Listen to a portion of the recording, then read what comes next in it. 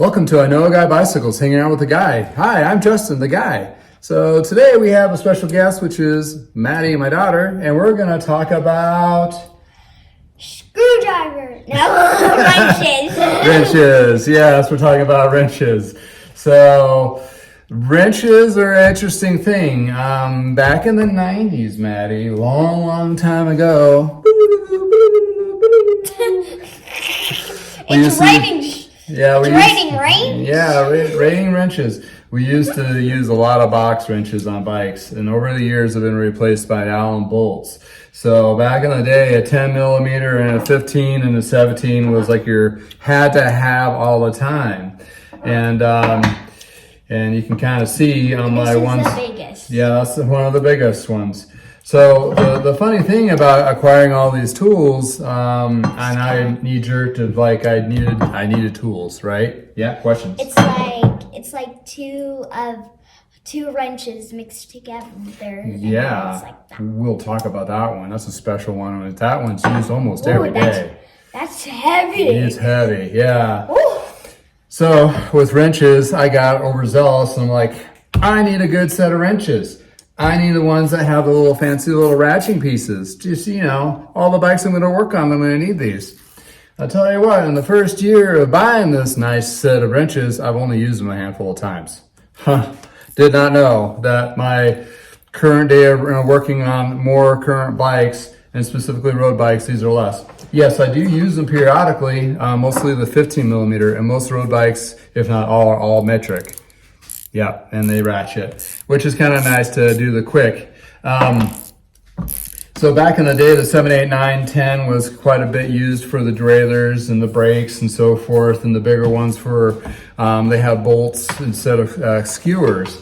But today, you really don't need to invest this much into these wrenches. Questions?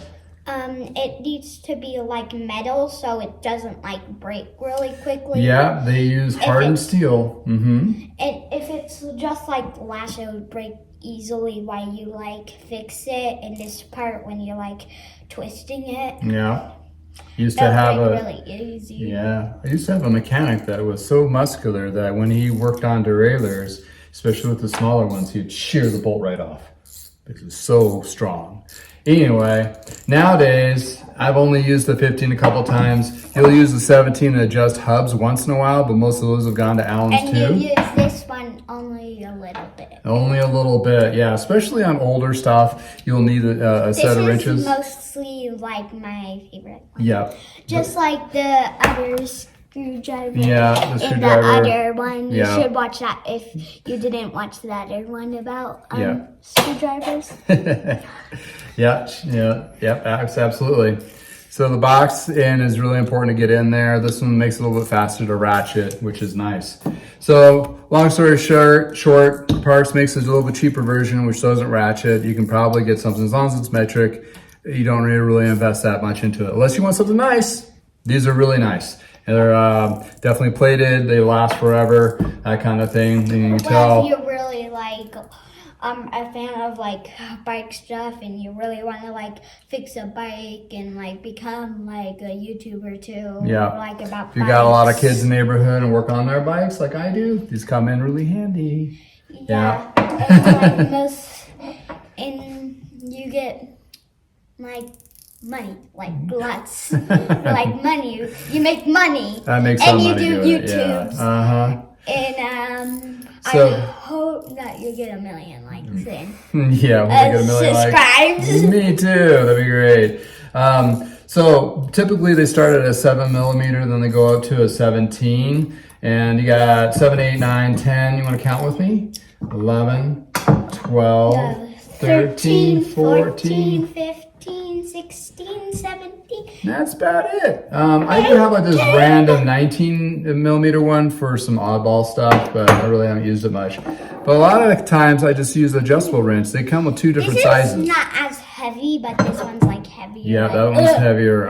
Since I've been like picking up a lot, it's like getting like heavier, heavier, just like a weight. Like it gets heavier and heavier. I get worn out using that one, huh? Yeah. So this adjustable has a little measurement on there telling you what metric it is. So that's kind of fancy and nice. They do make a bigger version of this, And this which is mostly I will my be getting second soon. favorite. because I'm 7 and this is 7. There you go. Simple as that. So what's used most of the time, if not a lot of the time on bikes currently, is the pedal wrench, which is this guy here. This is a 15 millimeter. Most of them are a pedal wrench, or they'll use a 6, sometimes an 8 millimeter metric wrench. So you want to have something a little bit longer to be able to get those pedals on and off, because they get a high torque on them.